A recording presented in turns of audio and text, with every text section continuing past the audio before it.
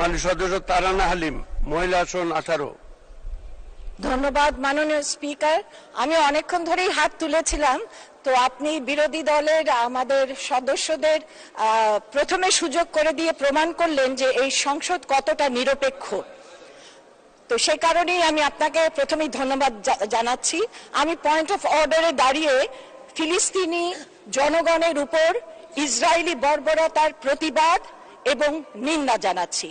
মাননীয় স্পিকার, এশিয়ার যতজন রাষ্ট্রনায়ক এই ইসরায়েলি বর্বরতা নিন্দা জানিয়েছেন এবং ফিলিস্তিনের পক্ষে দৃঢ় স্বরে তাদের পাশে দাঁড়াবার কথা বলেছেন, তাদের মধ্যে প্রথমেই যদি কারো নাম বলতে হয়, অন্যতম প্রথমেই আসেন মাননীয় প্রধানমন্ত্রী বঙ্গবন্ধু কন্যা শেখ হাসিনা।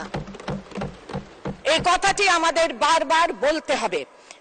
মাননীয় স্পিকার, তিনি বিভিন্ন ইন্টারন্যাশনাল কমিউনিটি কর্তৃক আয়োজিত সম্মেলনে এবং বিভিন্ন আন্তর্জাতিক সম্মেলনেও তিনি জোরালো কণ্ঠে এই বর্বরতা, নারী এবং শিশু হত্যার ইসরায়েলিদের এটার তিনি নিন্দা জানিয়েছেন।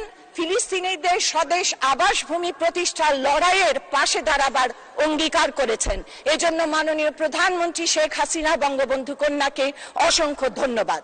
মাননীয় স্পিকার, আপনি যদি ইউটিউব দেখেন, যদি আপনি দেখেন যে সেখানে কি অবস্থা বিরাজ করছে, কেবলমাত্র গাজা স্ট্রিপ, এই গাজা স্ট্রিপে যে নৃশংসতা চালানো হয়েছে এর কিন্তু বিভিন্ন দেশে প্রতিবাদ হয়েছে।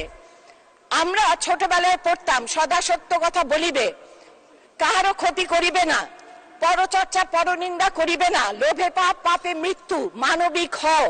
এখন এসব আদর্শ লিপির বাক্যগুলো যেন ব্যাক সিটে স্থান করে নিয়েছে। সে কারণেই দেশে দেশে যুদ্ধ, বিগ্রহ, মানুষ হত্যা, অমানবিক আচরণ, শিশু হত্যা, নারী হত্যা একে একে চলে আসছে।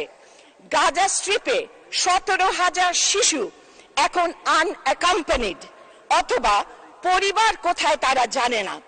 অক্টোবর 7 থেকে টোটাল ডিসপ্লেসড 1.7 মিলিয়ন মানুষের মধ্যে 1% হচ্ছে শিশু। এখন পর্যন্ত 25,000 শিশু এতিম হয়েছে, 1,000 শিশু অঙ্গহানি হয়েছে। অক্টোবর মার্চে 13,000 শিশু হত্যা করা হয়েছে নর্দার্ন গাজায়।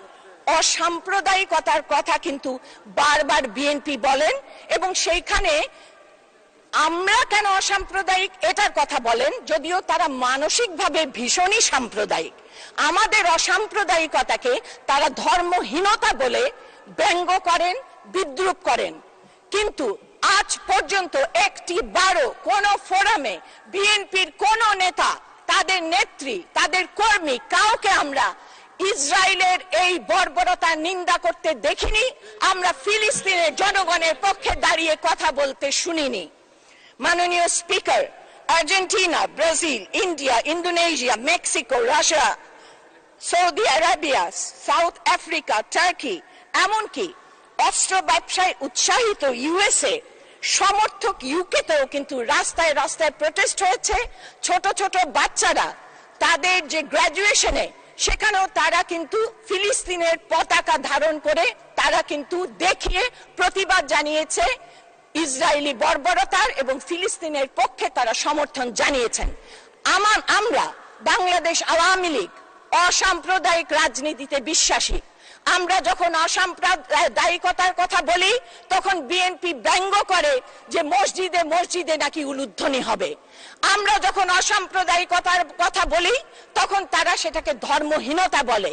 মাননীয় স্পিকার, জামাতের বিরোধিতা করা কোনোদিন ধর্মহীনতা নয়, কারণ জামাত সাম্প্রদায়িক রাজনীতিতে বিশ্বাস করে, তারা ইসলামের মূল্যবোধে বারবার আঘাত হানে।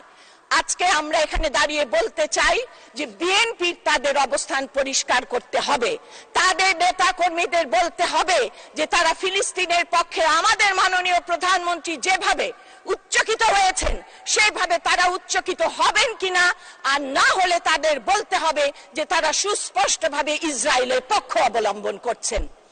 কাজেই মাননীয় স্পিকার, আজকে আমি আপনার কাছে পরিশেষে সেই কথাই বলবো যে যখন দেশে দেশে প্রতিবাদ হচ্ছে তখন আমেরিকান একটি শিশু সে বলবার সাহস করছে, সে বলছে যে আমার আমি প্রতিদিন সকালবেলা উঠি এই স্বপ্ন নিয়ে যে আমি স্কুলে যাব, আর গাজার ওই ছোট্ট শিশুটি প্রতিদিন স্বপ্ন নিয়ে ওঠে যে আমি কি খাবো। সে আরো বলেছে যে আমি প্রতিদিন ভাবি আমি বাবা মার কোলে কিভাবে নিরাপদে ঘুমাবো, কিন্তু আমি দুঃখিত লজ্জিত গাজার সেই শিশুটির কাছে যে প্রতিদিন ভাবে আমার বাবা মার লাশ কোথায়। ধন্যবাদ মাননীয় স্পিকার।